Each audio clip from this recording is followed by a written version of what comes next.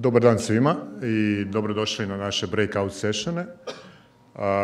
U ovoj dvorani, u ovom setu sesija ćete zapravo vidjeti naše Digital Insights and Foresights, znači digitalne uvide i predviđanja o kojima smo nešto ranije razgovarali, plus digitalne operacije koje će vam demonstrirati naša ekipa stručnjaka. Krenit ćemo sa insightima, odnosno sa foresightima i predviđanjima koje će nam pokazati Tin, pa Tin, molim te, izvoli.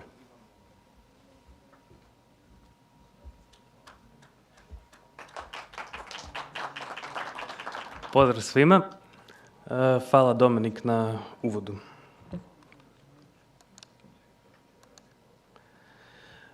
Prezentirat ću vam novi modul u GDI Ensemble koji se zove Forecasting modul. To je novi modul koji je razvio naš Data Science team. Zapravo bavi se predviđanjem zahtjeva, odnosno demand forecastingom iz povijesnih podataka, odnosno iz time series podataka. Modul je zamišljen da se može konfigurirati za predviđanje raznih stvari koje su uneseni u GDI Ensemble sustav, znači raznih tipova podataka. Konkretnije može se predviđati terenski zadaci, mogu se predviđati dostave, broj, masa, volumen, mogu se predviđati i održavanja. Nakon što je odrađen taj demand forecasting, kada se predvidio broj ovih stvari koje sam naveo, onda se može predvidjeti koliko je potrebnih resursa da bi se ti zadaci odradili. Zašto je to važno i kako to može vama pomoći? Zapravo vam to omogućava, ajmo reći, pametno, dugoročno i kratkoročno planiranje. Sad ću odmah krenuti na demo. Ovo je zapravo modul za workforce management koji će Kristijan kasnije malo detaljnije pokazati. Vidite sa lijeve strane je task lista na kojoj se nalaze taskovi. Gore su standardni timeline i mapa gdje se vidi koji resurs odrađuje koje zadatke i na mapi. A ono što je novo, što je dodano je ovaj forecasting modul kao plugin. Moguće je otići na forecasting modul i odabrati ga. Kada se pritisne forecasting modul, sa lijeve strane se prikazuje popis modela. Modele je moguće iskonfigurirati u konfiguracijskom dijelu aplikacije gdje se specifično veže na podatke koje vam trebaju. Tu imamo primjere za instalacije različitih tipova, za održavanje i također imamo zbirni pregled. Kada se odabere pojedini tip, pojedini model, otvori se forma gdje možemo vidjeti ime modela, možemo vidjeti koja metoda strojnog učenja je korištena za taj model. Postoji polje u formi gdje se unosi koji je horizon, odnosno koliko se unaprijed predviđa. Sad ćemo vidjeti kako se unese u polje 4 dana i pritisne se predict.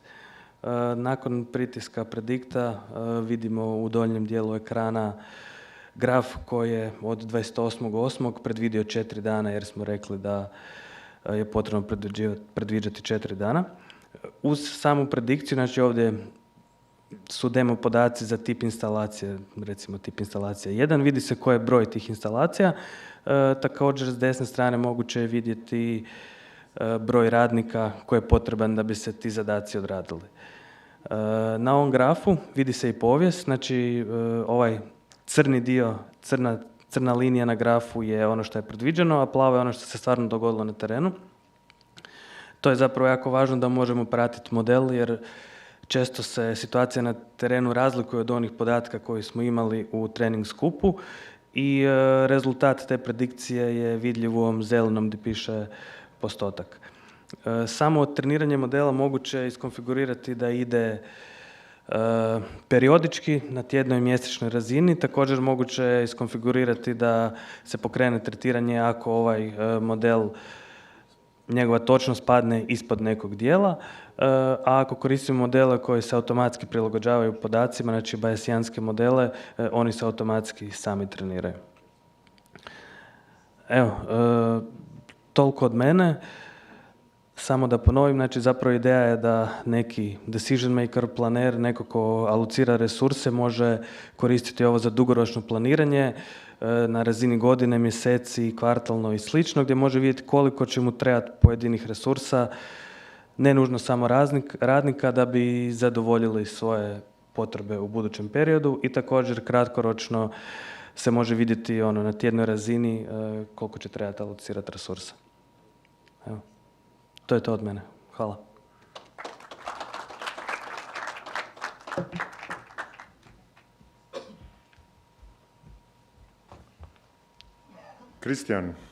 Kristijan će nam pokazati malo više insajta, znači kako dohvatiti podatke, odakle, na koje načine i kako nam ti podaci koji postoje u sustavima zapravo pomažu u daljem poslovanju. Kristijan je, izvoli.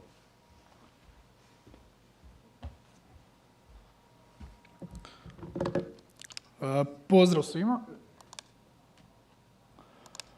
Kako je kolega Tin pričao o forecastingu i o predviđanju podataka, ova prezentacija će biti usmjerena na podacima koji zapravo postoje, odnosno samim insightsima, te ćemo pokazati neku analizu tih podataka. Za analizu podataka koristimo Microsoftov Power BI. Power BI je, znači kao što sama riječ kaže, Microsoftov alat, ali zapravo to je skup business intelligence alata namijenjenih za analizu i obradu podataka. Što nam zapravo Microsoftov Power BI kao takav alat omogućuje? Omogućuje nam dubinsku analizu korisnikove podatke i uvid u poslovne metrike. Znači, kroz samu definiciju skupa podataka definiramo razinu detalja koje ćemo pratiti kod određenog korisnika. Također, pravovremeno pronalaženje bitnog uvida u poslovanje kroz jedan ovakav reporting sustav. Ključni pokazatelji dostupni su u stvarnom vremenu, što donosi naravno kvalitetnije donošenje odluka, a samim tim i poboljšava poslovanje same kompanije.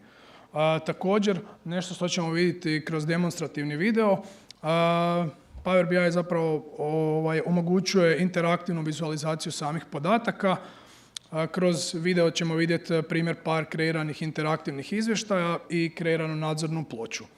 Bitno samo za napomenuti, čisto ovako informativno, da svako radno okruženje korisnika se sastoji od 3 osnovna dijela. To je nadzorna ploča, izvještaj i skup podataka iz kojih se te informacije izvlače. Evo samo da pokrenemo video. Ok, to su ta 3 dijela osnovna koja sam spomenuo. Trenutno sada na ekranu vidimo izgled nadzorne ploče koja se sastoji od više različitih vizuala. Svi vizuali su upozadinski povezani sa odgovarajućim izvještajima. Klikom na jedan od tih vizuala otvara nam se izvještaj gdje smo kreirali grafički i tablični prikaz, jer nam je to u tom trenutku najviše odgovaralo s obzirom na podatke koje posjedujemo. Kao što možete vidjeti na videu, Power BI omogućuje visok stupanj filtracije podataka i sortiranja. Doslovno se na svaki atribut može kliknuti i po njemu sortirati i filtrirati. Neki od primjera izvještaja koje ćete vidjeti u ovom videu su primjerice radni nalozi po statusu, radni nalozi po radniku i statusu, što nam zapravo omogućuje prikaz broja radnih naloga po svakom radniku, gdje možemo vidjeti koliko je radnih naloga koji korisnik riješio, te preostale radne naloge u kojem su mu statusu i zapravo koji je njihov status. Još jedan zanimljiv zapravo izvještaj koji ćemo vidjeti je ukupan broj sati po korisniku, gdje možemo zapravo vidjeti tko je od naših korisnika imao najveća potraživanja u kojim uslugama i slično. Znači, evo, možete sad vidjeti ovdje same prikaze sortiranja, filtriranja. Power BI je stvarno user-friendly i interaktivan alat, tako da može ga bilo tko koristiti i stvarno velika prednost je što omogućuje prikaz ključnih poslovnih metrika u stvarnom vremenu, što definitivno olakšava donošenje odluka pravovremenih i naravno samim tim i poboljšava poslovanje same kompanije. To bi praktički bilo to od Power BI-a. Za nekih više pitanja o Power BI-u možete me svakako pronaći tamo na demo štandu pored registracijskog pulta.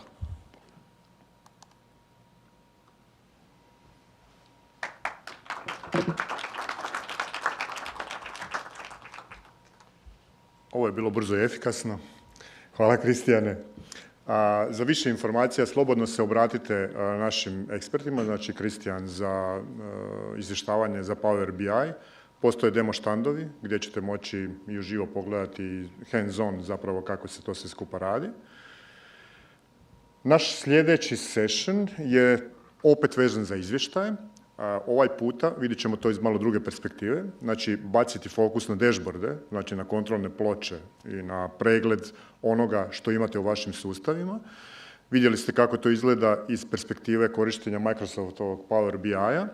Ono što je jednako moćno, ali iz druge domene, ajmo reći, i na drugi način, ali isto tako vrlo konfigurabilno je korištenje Esrijevih alata za dashboarding. Kolega Marko će nam demonstrirati na primjeru jednog vodovoda, zapravo kako se ti podaci izvlače i kako se operativni izvještaji mogu u dnevnom operativnom poslu pokazivati kroz vrlo jednostavne dashboarde koje možete sami konfigurirati. Marko, izvoli. Dobar dan svima, lijep pozdrav. Hvala Dominiku na uvodu. Dakle, veliko mi je zadovoljstvo prikazati vam jedan potpuno novi način raspolaganja sa informacijama u našim poduzećima koja se bave vodoopskrbom i odvodnjom u Republici Hrvatskoj. Za komunalno poduzeće Vodoopskrba i odvodnja Žarnovnica kreirali smo i implementirali naše rješenje kojemu možemo pristupiti putem web preglednika. Dakle, kao što možete vidjeti, kreirali smo korisnički portal putem kojeg oni pristupaju svim relevantnim informacijama o vodoopskrbi i odvodnji i to sve naravno sukladno njihovim zahtjevama i svakodnevnim potrebama. Taj korisnički portal, osim nadzornih ploča, odnosno dashboarda, sadržava naravno i GIS preglednike koji su podijeljeni i na odvodnju i na vodoopskrbu, a ovaj koji imate priliku vidjeti zapravo je integriran jer je važno razumijevanje svih sustava u okolini. Također, osim svih podataka koje možemo ovdje vidjeti, interaktivna simbologija, prisutni su svi potrebni atributi, a također i alati koji nam omogućavaju brzo filtriranje i brzo dohvaćanje podataka koje želimo pronaći u samom sustavu. Naravno, pomoću ovih GIS podataka možemo kreirati i nadzorne ploče, odnosno dashboarde. Dashboardi su zapravo vrlo efikasni i vrlo dobar način za prikaz podataka, jer možemo ih pružiti velikom broju korisnika, bilo da idu javno prema van, dakle prema građanstvu, ili ako želimo za interne potrebe poduzeća putem lozinke i username-a. Dakle, kao što vidimo, to je nekoliko jednostavnih korisničkih ekrana. Prvi koji vidimo izradili smo za potrebe geodetskog snimanja u sklopu ovog projekta. Dakle, ovim dashboardom pratili smo koji je broj snimljenih elemenata, a naravno volio bih naglasiti kako se takve korisničke ploče mogu izraditi i za neke druge poslove, primjerice u vodoopskrbi je to kontrola ispravnosti zasuna, kontrola ispravnosti hidranata. Nadalje, ono što je veoma korisno i sve veći izazov je nadzor gubitaka vode. Htio bih naglasiti da dashboardi nisu GIS. Dashboardi su samo, ajmo ih tako nazvati, jedan korisnički ekran koji uzimaju podatke iz SCADA sustava, iz telemetrije i naravno tu se još uključuju GIS i daju nam jedan ovakav pregled kao što je nadzor gubitaka vode koji imate upravo prilike gledati po IVA metodologiji, gdje su spomenuti ti ključni indikatori kojima pratimo gubitke vode u sustavu. Ovdje su ti gubici prikazani po DMA zonama. Također, ono što je važno istaknuti, svjesni smo da svaki dan zbog raznih okolnosti, zbog neispravnih uređaja ili nekih drugih okolnosti, neki podaci ne stižu, stoga nam je jako bitan postotak interpolacije s kojim onda kontroliramo točnost tih podataka. Nadalje, osim tog dashboarda kreirali smo i poseban takozvani korisnički ekran samo za mjerna mjesta, gdje nas zanimaju samo podaci s određenog mjernog mjesta za određenu DMA zonu. Dakle, tu nemamo specifične indikatore, već samo podatke za specifičnu lokaciju.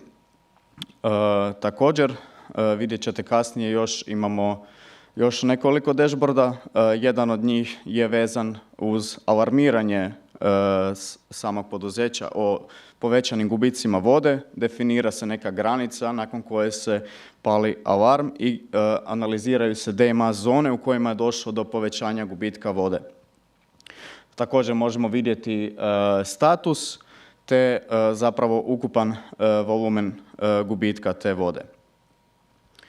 I na kraju, što se tiče tog nadzora gubitaka vode, još jedan vrlo koristan korisnički ekran odnosi se na mjesečni nadzor gubitaka vode i tu je osim spomenutog SCADA sustava, telemetrijskog sustava i GIS-a, tu još uzimamo u obzir i podatke o mjesečnoj potrošnji korisnika, dakle svakog zasebnog korisnika, i integriramo u zajednički sustav i promatramo svaku tu zonu pojedinačno.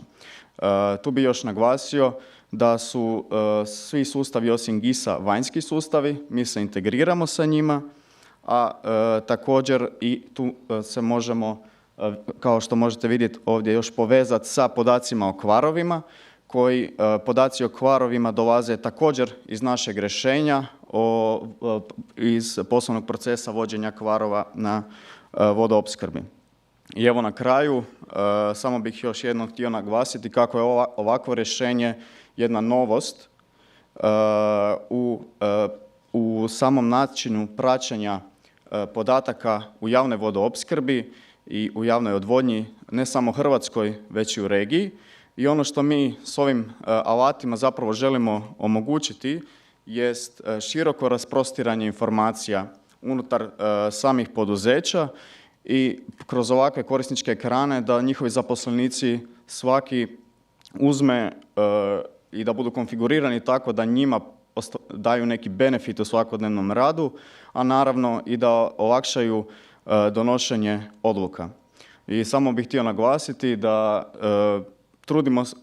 mi krojimo zapravo naša digitalna rješenja kao dijela, dakle po mjeri korisnika, po potrebama korisnika i eto, trudit ćemo se tako i dalje. Hvala lijepa.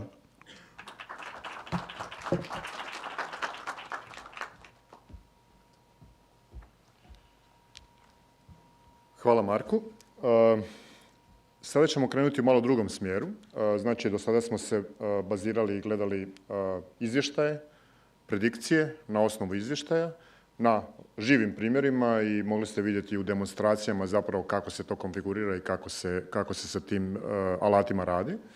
Ono što sada želimo vidjeti, što će nam demonstrirati naš uvaženi kolega iz našeg ureda u Njemačkoj, znači GDI ureda u Njemačkoj, koji će demonstraciju i prezentaciju održati na engleskom iz objektivnih razloga, jer čovjek ne priča hrvatski još, ali na dobrom je putu da nauči.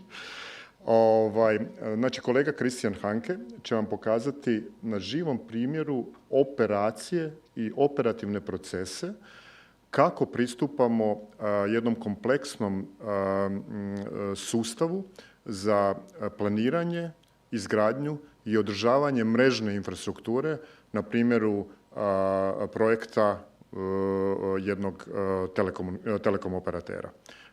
Christian, please go ahead. Thank you.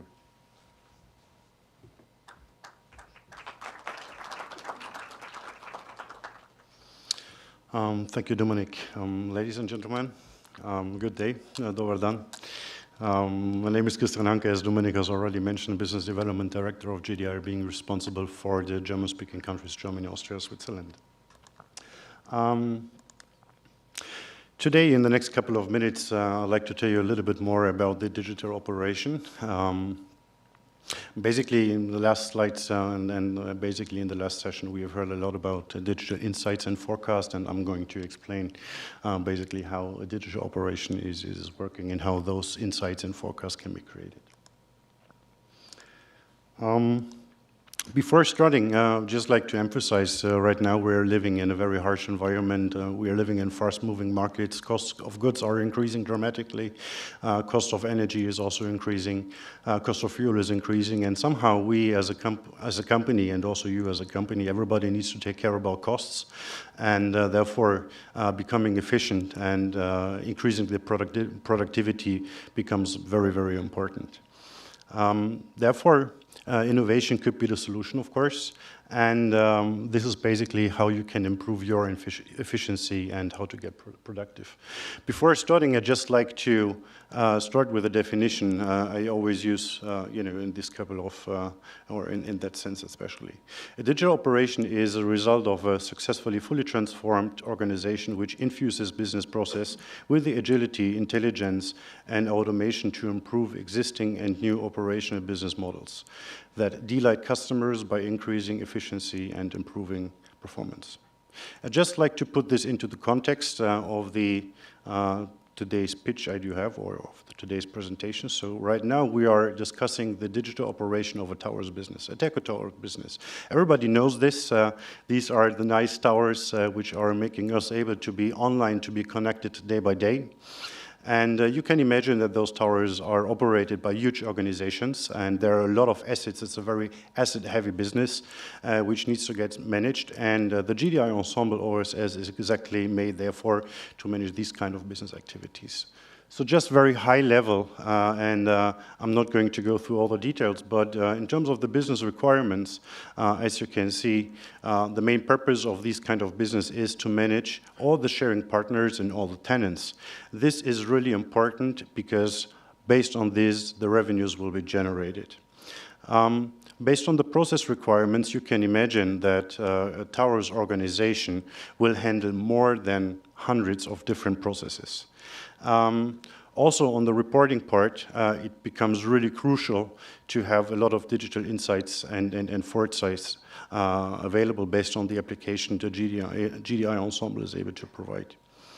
Nevertheless, I'd like to take you through a journey from the digital reality to the digital operations. So we have heard about digital insights and foresights, but what is the enabler to have a digital operation? The enabler is your digital reality. So we're talking about asset management, we're talking about identity management. These are the things you need to have implemented to enable your efficiency and your productivity. As soon as this is done, as soon as this is implemented, as soon as you have implemented your assets in a digital way, you need to define the business processes around. Additionally, as soon as the business processes are defined and as soon as the way the resources and assets are getting consumed, you need to build, of course, additional applications on top to face all process contributors as well. So I'd just like to start with the digital reality. So first thing you need to do is the asset digitization. So we're talking about asset classes, we are talking about asset relationships, we are talking about asset attributes. So the GDI Ensemble can be used very easily just by configuring the system in a way so that it can be appropriate for a towers business. Additionally, of course, you need to take care about the asset allocation. So this is heavily used or needed to have a proper plan and schedule for your entire organization. Furthermore, and this is maybe the most important stuff, this is related to the maintenance part, as your assets are, of course, heavily used in terms of maintenance. We always talk about the preventive maintenance activities, which are consuming quite a lot of costs and resources, and therefore you need to have a proper system in place which manages basically all electronic components which are stored on the towers. Furthermore, last but not least, in terms of the digital reality, we are talking about the cost control. And basically, the GDI Ensemble gives you the possibility to manage all your partners and all your costs in one platform, in one application. So we talked about the digital reality. I'd just like to spend some words on the digital operation itself, about the business processes. So the business processes is the heart of the GDI Ensemble OSS for the towers business. So basically, a lot of processes are defined. So we're talking about planning processes, we're talking about construction processes, network rollout and deployment processes, troubleshooting, maintenance, and so on and so forth. Basically, this is the way where you define how your workers are acting with your assets. Of course, these processes are as of today defined, but they may change. And the GDI Ensemble gives you the possibility to change the application over the lifetime according to your needs. For example, if some legal implementations are getting performed, you can very quickly use and easily use the GDI Ensemble to be able to manage the new requirements. Additionally, the workforce management is also, part of the GDI Ensemble OSS, which becomes very important because all your process contributors should somehow have the ability to interact with the system. And based on the GDI Ensemble workforce management, you have the possibility to share information during the process, to collect new ones, and to share them with other departments. Last but not least, we are talking about the ability to have a system in place which basically provides also the collection of mobile data in the field, so therefore mobile devices can be properly used, and as well those data can be shared with the entire organization operation to the back office people, for example, as well. So just to summarize, the GDI Ensemble enables enterprise organizations to digitize their operations, defining in a structured manner how to collaborate efficiently by maximizing its outputs achieved by modern, integrated, scalable, flexible business solutions. Thanks.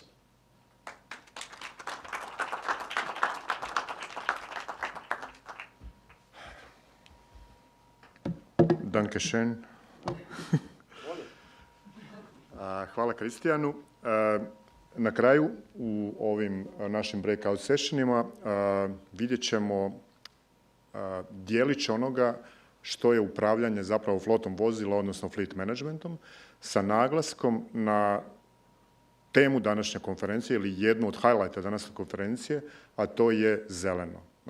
Znači, savjesna vožnja je vrlo važna i s jedne strane zbog aspekta zelenog, ali u posljednje vrijeme zbog smanjenja troškova i zbog znatnog doprinosa podizanju efikasnosti. Boki će nam pokazati zapravo upravo taj dio oko tog zelenog dijela. Boki, jesi ti na redu sad? Aha. Kristijane, jesi ti sad na redu? Aha. Ali prije toga će nam Kristijan pokazati nešto o dogovorima termina, o skeđuliranju i o korištenju naših workforce management alata u redovnom poslovima digitalnih operacija, odnosno u nečemu što volimo zvati digital worker ili digitalni radnik. Kristijan, izvoli, a nakon toga Boki, pa onda ja neću više morati uvoditi zapravo o čemu će Boki pričati, tako da Boki možeš odmah doći ovdje i nastaviti dalje nakon Kristijana. Ok, hvala vam lijepa.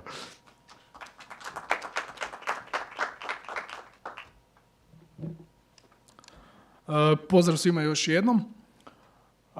Danas malo ćemo pričati sad o workforce schedulingu. GDI Ensemble for Field Operations, ili kako ga zovemo scheduler, je sustav koji brine za organizaciju radnih dana za terenske tehničare u više industrija. Kao na primjer što je logistička domena, na primjer dostava proizvoda na određenu lokaciju ili recimo organizacija tehničara u telekom domeni. Možemo reći da je scheduler definitivno alat za izradu dnevnih i tjednih planova uz pomoć potpuno automatiziranog generatora rasporeda optimizacije. Što to zapravo znači? Koristeći algoritam koji za izradu optimiziranog rasporeda u obzir uzima različite parametre poput vremena dostupnosti tehničara, odnosno njihovih radnih vremena, do udaljenosti od samih lokacija na kojima je potrebno obaviti te radne zadatke, naravno samih radnih vremena tih lokacija, do vještina samih tehničara i još jedna stvar koja je jako bitna je zapravo regija u kojoj tehničar obavlja svoje radne zadatke. To nam omogućava, odnosno osigurava praćenje statusa izvršenja procesa u stvarnom vremenu. To zapravo znači kako tehničari na terenu obavljaju svoje zadatke, primjerice dostave. Na taj način netko u back office-u može pratiti status u samom sustavu kako se ti radni zadaci izvršavaju. To nam definitivno omogućava dvosmjernu komunikaciju između radnika na terenu i back office radnika. Taj dio će biti prikazan i u demonstrativnom videu. Ok, znači scheduler za unos novih radnih zadataka može koristiti bilo kakav vanjski sustav, u ovom slučaju ERP ili Excel tablicu. Kroz sami import Excel tablice sa lijeve strane učitavaju se radni zadaci, a sa desne strane imamo znači, resurse na koje će se ti radni zadaci optimizirati, odnosno dodijeliti. Naravno, sustav ima razne filtere pomoću kojih možemo selektirati, odnosno filtrirati radne zadatke koje želimo dodijeliti na određene resurse.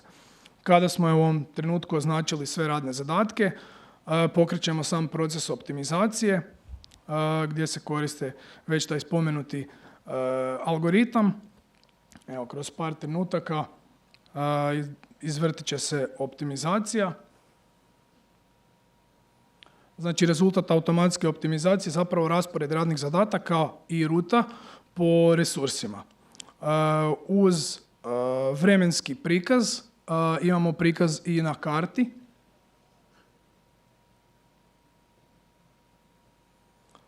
Evo, samo da se to malo zoomira. Znači, na prikazu na karti, odnosno na mapi, možemo vidjeti točno lokacije koje će svako od vozila u ovom primjeru posjetiti na određeni dan. Naravno, da bi boje bile distinktnije, imamo određene filtere gdje možemo promijeniti prikaz samih dnevnih zadataka po resursima. Evo, primjerice za vozilo 3 možemo vidjeti da je njegova ruta obojana zelenom bojom. Kad to pogledamo na mapi,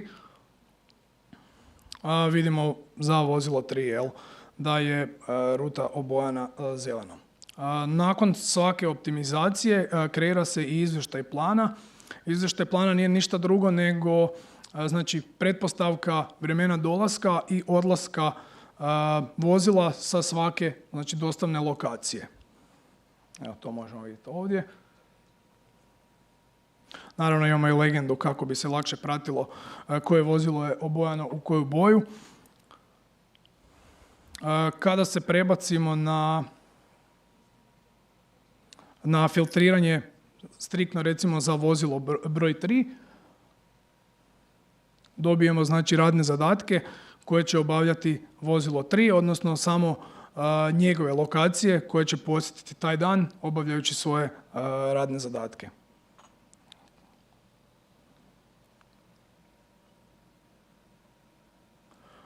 Na pregledu znači timeline-a gdje vidimo vremenski raspored radnih zadataka za vozilo broj 3, kada se prebacimo u ovaj prikaz da nam se radni zadaci prikazuju po statusu, možemo vidjeti znači statuse svakog radnog zadatka. I tu ćemo zapravo demonstrirati ovaj dio kako vozilo 3 recimo odlazi na istovar robe i prihvaćanjem tih zadataka i finaliziranjem u stvarnom vremenu osoba u back office-u točno može pratiti status svakog pojedinog radnog zadatka.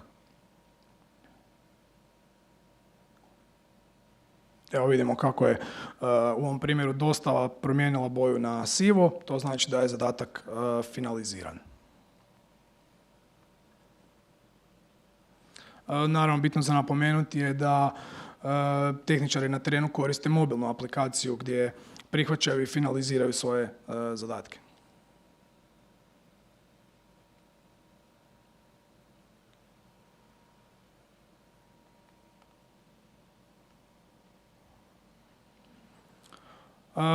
Svaka ruta može biti individualno dispečana po odgovarajućim radnim zadacima ili se može cijeli plan kao takav dispečati u cijelosti.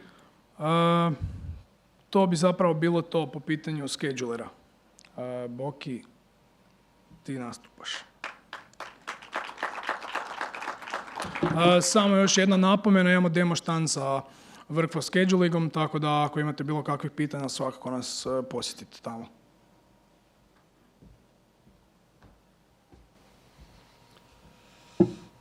Dobar dan. Hvala Kristijanu i hvala Dominiku na ranoj najavi. Ono o čemu ću ja danas nešto malo pričati je zelena vožnja, odnosno green driving iz aspekta upravljanja i praćenja jedne flote. Green driving je bitan iz nekoliko razloga. Jedan od njih je u stvari praćenje kako se ljudi ponašaju u prometu, kako se vozila koriste, kako bi postigli jedan od 3 nekakva osnovna cilja. Jedno je primarno smanjivanje troškova koje danas znamo svi skupa jako bitno, znači smanjivanje potrošnje, efikasnije trošenje goriva, korištenje vozila. Drugi je efikasnije korištenje vozila i sigurnije korištenje vozila radi smanjivanja troška održavanja, što opet indirektno proizvodi nekakvu uštedu. Uz to sve skupa postoji onaj treći element, a to je općenito smanjivanje tog nekakvog carbon footprinta, znači nekakvog zagađenja koje proizvodimo na taj način. Ono što nije ova 3 osnovna elementa, ali u stvari jako bitno za spomenuti je i činjenica da na taj način smanjujemo, odnosno poboljšavamo sliku posebno brendiranih vozila u prometu.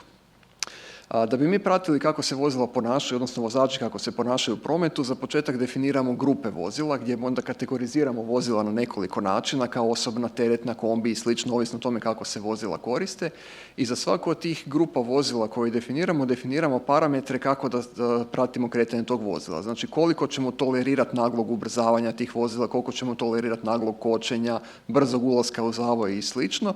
I kad te parametre ovdje unesemo, u aplikaciji su inače već ponuđene nekakve kao standardne vrijednosti, korisnik to može sebi malo korigirati ukoliko treba, definiramo grupe i onda sva vozila rasporedimo u odgovarajuće grupe, znači bilo da su to osobna vozila, teretna, mala, velika i slično. I nakon što smo takvu stvar napravili, kreće računanje tih parametara praćenja zelene vožnje. Naravno, možemo i masovno dodijeliti vozila, ako imamo više vozila u voznom parku u jednoj grupi, možemo ih više selektirati i dodijeliti u jednu grupu, tako da to bude brže i efikasnije, da ne moramo jedno po jedno vozilo klikati. I kao što sam rekao, kad to napravimo, onda vozila se počinju pratiti u kontekstu zelene vožnje. Rezultati, na prvi način na koji možemo vidjeti rezultate, naravno kroz izvještaje gdje odaberemo nekakav vremenski period, ovdje će biti jedan radni tjedan, i u izvještaju koji će se prikazati će biti grupirano po danima, prikazana sva vozila koja imamo u našem voznom parku po danima, gdje možemo vidjeti koliko je udaljenost to vozilo prešlo, koliko je vremena vozilo i možemo vidjeti koliko je bilo tih prekršaja, da tako kažemo, zelene vožnje, znači koliko puta je vozilo prekoračilo one parametre koje smo mi tu dali.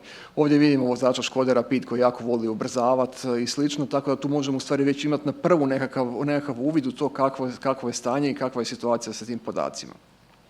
Možemo vidjeti detalje pojedinog vozila, tako da za svaki od tih prekršaja koje imamo možemo vidjeti gdje se taj prekršaj točno desi, znači u koje točno vrijeme je bilo, koja adresa je bila i slično, kako bi onda mogli možda dobiti precizniju sliku šta se tu sve skupa dešavalo i kako se ti vozači na neki način sa tim vozilima ponašaju u prometu. Znači ovdje vidimo za to jedno vozilo, taj jedan dan, vremena, vrstu tog prekršaja koje je napravio, točna adresa, možemo vidjeti na karti gdje se nalazi i možemo vidjeti da je bilo naglo kočenje kad je došao doma na parking iz nekog razloga i sad u principu znamo možda nekakav malo bolje informacije o svemu tome. Drugi zanimljiv izvještaj koji se može vidjeti ovdje je usporedni izvještaj, gdje možemo vidjeti podatke za jedno vozilo uspoređujući određeni interval. Znači možemo usporediti ovaj tjedan sa prethodnim tjednom, ovaj mjesec sa prethodnim mjesecom i možemo vidjeti kakvi su trendovi u korištenju tog vozila i trendovi u ponašanju tog vozača. Ovdje smo odabrali jedan auto, odabrali smo datum i kao interval smo uzeli tjedan i kao rezultat ovog ovdje filtriranja ćemo dobiti u stvari prikaz podataka za taj tjedan koji smo odabrali i za tjedan prije toga. I tu možemo vidjeti da li postoji nekakva veza, da li postoji nekakav trend povećavanja, smanjivanja te zelene efikasnosti korištenja vozila. Ovo je prvi rezultat koji možemo dobiti. Sljedeća stvar koju možemo dobiti iz praćenja zelene vožnje je u stvari količina CO2 koju to vozilo ili vozilo u našem voznom parku generiraju, koja se postiže isto radu korištenjem grupa, gdje ih definiramo za svaku grupu koja vrsta motora je, znači da li je dizel ili benzinski motor, i temeljem toga koja vrsta motora je, očitavanjem sa putnog računala količine potrošenog goriva, možemo vidjeti u određenom vremenskom intervalu koliko vozila su izgenerirala CO2, odnosno koliko su proizvela CO2.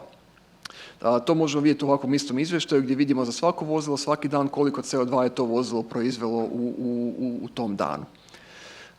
Taj podatak nam je, može biti koristan nama interno za neko praćenje, ali isto tako može biti vrlo koristan za izvještavanja koje mnoge firme moraju raditi prema van da bi se znalo koliko je toga proizvedeno, i to je nešto što će sve više se pratiti kroz nekakve nove regulative koje se pojavljuju u narednim godinama, tako da je količina proizvedenog CO2 po vozilima ili po voznom parku je nešto što je vrlo bitno.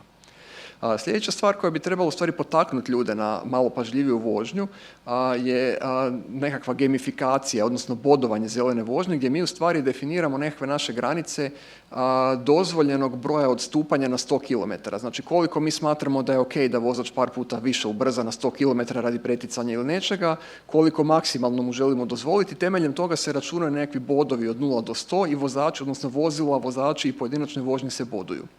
I na taj način u stvari u onom istom izvještaju koji smo vidjeli uz one sve podatke o broju prekoračenja, o količini proizvedenog CO2 možemo vidjeti taj nekakav scoring, odnosno možemo vidjeti te bodove i možemo vidjeti kod ovih koji su jako puno ubrzavali i slično da su njihovi bodovi vrlo mali. Možemo vidjeti kod ovog vozača Golfa da u stvari ima relativno velik broj bodova iako ima poveći broj prekršaja, ali jako puno kilometara naprave. Tako da ti bodovi u stvari odražavaju jednu vrlo mjerljivu vrijednost gdje mi možemo onda usporediti dva vozača, dva vozila ili nekakav interval i dobiti nekakvu možda precizniju sliku. Bodovi sami po sebi ne znače puno, to što je 82 boda ne znači ništa, ali možemo vidjeti ako je neko imao 82, a preostali 90, onda znamo otprilike gdje tražiti problem. Još jedno od mjesta gdje možemo vidjeti te podatke je popis vozila, gdje u jednom preglednom obliku dobijamo, u ovom konkretnom primjeru vidimo za jedno vozilo gdje možemo vidjeti za sva vozila podatak o nekakvom scoringu, odnosno o bodovima, koji je izračunat kao prosjek od prethodnih tjedan dana. Znači tamo smo vidjeli za konkretne pojedinačne dane, za pojedinačne vožnje, ovdje gledamo nekakav kao relativni iznos u tom nekakvom cijelom našem životnom vijeku za zadnjih tjedan dana i na isti način je izračunato generiranih CO2 u gramima na 100 km u prosjeku za zadnjih tjedan dana. Tako da možemo vidjeti otprilike friške podatke kako nam se ovi statistički podaci mijenjaju. One izvještaje koje smo gledali na početku usporedne, što sam rekao da mogu biti tjedni, dnevni, mjesečni, možemo pogledati u njima i sve ove ostale podatke, tako da možemo vidjeti osim trendova prekršaja zelene vožnje, možemo vidjeti kakvi su trendovi u bodovanju, kakvi su trendovi u scoringu i kakvi su trendovi u generiranom CO2. To bi bilo otprilike to što sam htio izdvojiti vezano za zelenu vožnju. Hvala vam na pažnji. Sva dodatna pitanja, eventualno ako imate diskusije, imamo vani složen štand na kojem možemo pokazati ove podatke uživo, tako da slobodno se obratite. Ako Dominik ima još šta za reći, može ovdje nastupiti. Zahvaljujem vam se još jednom i kažem, evo vani sam na štandu, drugi monitor s desne strane. Hvala. Nemam puno još šta za reći, naši breakout sessioni su završili, pridružite nam se na demo štandovima, skenirajte si ovaj QR kod, jer pomoću njega ulazite u onaj bubanj za nagrade. Vidjeli ste, Leon je pokazao, prva nagrada je Romobil, druga nagrada je, šta je druga nagrada? Alexa, ova koja vas ne sluša, nikad, osim kad vi njoj kažete da vas sluša. I što više ovih QR bodova skupite, imate veću vjerojatnost da i dobijete stvarno nagradu. Evo, to je to, pa vidimo se na demo štandovima. Hvala vam puno.